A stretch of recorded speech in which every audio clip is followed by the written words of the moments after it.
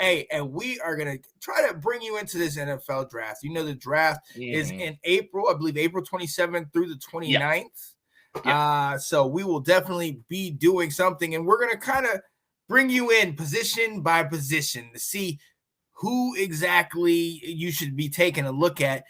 Obviously, the top guys, but also a couple of the other guys. So let's dive right into that, the draft position analysis, and we're going to go to the top running backs. Alex, I'm coming to you first. Just give me like 5 of the top guys that we need to be looking for, and I mean, kind of in their position where you think they're going to go in the draft. Yeah, okay, so I'll go.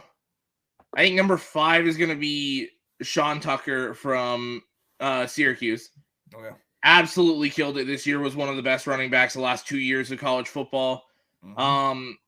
He'll slide a little bit just because there's a lot of tread on those tires. He ran quite a bit in college. Yep. But anyone that gets him is getting a phenomenal player.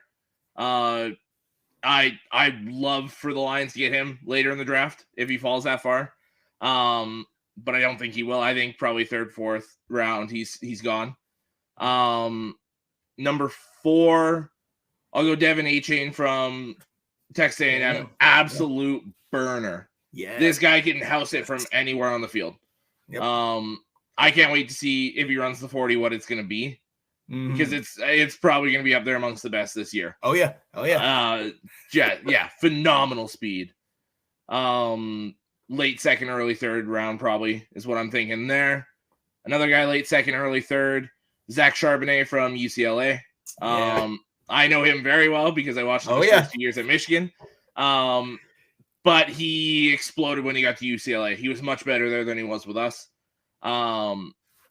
Phenomenal player. He's got the speed, but he's also got that bigger body to kind of bounce guys off.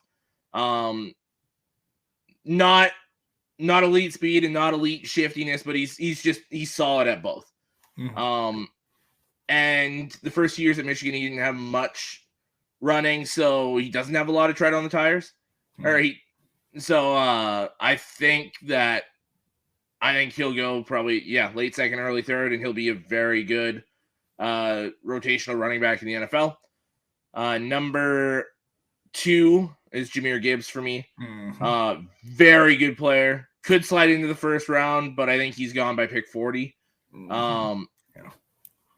It's another big body guy, kind of reminiscent of a Derrick Henry. And I mean, he played at Alabama, so that comparison's there. But he's another guy that can house it from anywhere, and it's not because of that speed. It's just because it's hard to tackle him. Yeah. It's very hard to tackle him. Very good in the open field. Yeah, phenomenally open field. But my number 1 player at the running back position, and it's far and away, it's Bijan Robinson. Absolutely. I've been saying this to Andrew and some of these other guys that I talk football with. I think there's a fairly realistic scenario where at the end of the 2023 NFL season, Bijan Robinson's the number one running back in the NFL. He is that good. Wow. He reminds me a lot of what Saquon Barkley was doing at Penn State. Yes. The ability to catch it out of the backfield, just dangerous in every aspect of the game. If you wanted him to return it, he could, and he'd do phenomenal at it. I think this is far and away the best running back. Probably one of the 10 best players in the overall draft, regardless of position. And whoever gets him is getting a home run player.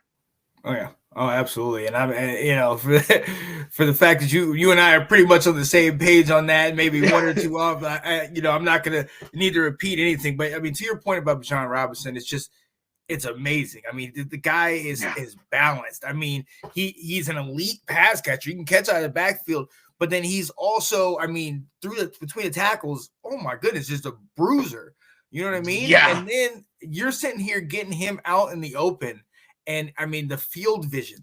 Once he gets out there, and I don't know about as much about this, but for him, I must imagine it slows down for him because you watch some of those, namely the one he had against Oklahoma. They're up, 28-17. He runs over to the right. He has an angle, and he's running up the field, and it's just like everything seems to be moving in slow motion for him. He cuts it back, and everybody just right past him.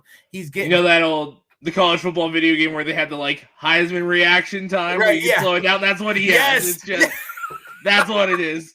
Yes. NCAA, I think that was 20, I know it was in 14. No, yeah, it wasn't 14. It was 2013 because it was the one with Barry Sanders and RG3 on the cover. Oh, yeah. Yeah. Yes. I have that one and 14. So let's get it. Side note, 14 is going for like $100 and some odd right now. Oh, I know. Because a few years ago, I was going to get a PS3 just so I could play it again. Yeah. Yeah, very costly. Yeah. Oh, yeah, absolutely. It's worth it, absolutely. Absolutely. Yes. I'm with Temple, by the way. We'll talk about that later. Look, we are into this, but so, yeah, number one, absolutely has to be Bijan Robinson. Number two for me, Jahmyr Gibbs. I mean, this guy, elite pass catching ability as well. Yes. He also got field vision. I love that he was able to come to Alabama from Georgia Tech, where Georgia Tech is run. You're not gonna see him out in the open field catching the ball.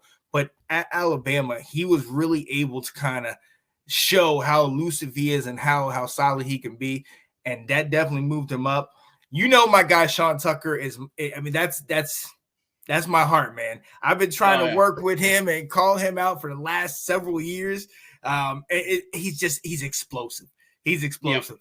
I do worry about, like you said, the tread on those tires because he has been that heart and soul of Syracuse, a solid Syracuse team. I think they started 6-0 this year.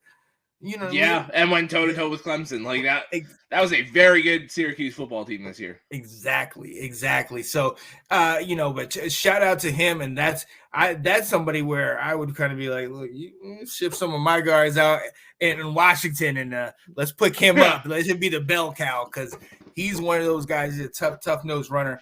Where I switch up is that I put up Tank Bigsby next. See, he's my number 6. Yeah, right there it is, and that's where Charbonnet is. He's my number 6. Yeah. So I put Tank Bigsby here to showing what he did.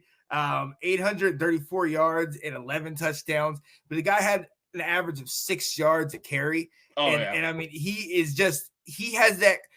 What I love about him is he's 1 foot go, he's up the field, but then he has that lateral movement, a lateral shift, kind of like a Shady McCoy, where it's kind of like a little jump cut, gets out there and gets up the field.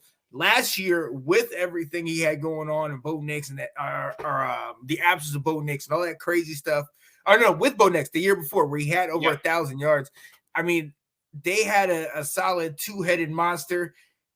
He's had a total of 25 touchdowns in his career. Like, this guy is getting it done. I love Tank Bigsby in that. And then my 5, Devin A-Chain, a burner. The guy is 10-1 in the 100-meter dash. Like, he's just straight speed.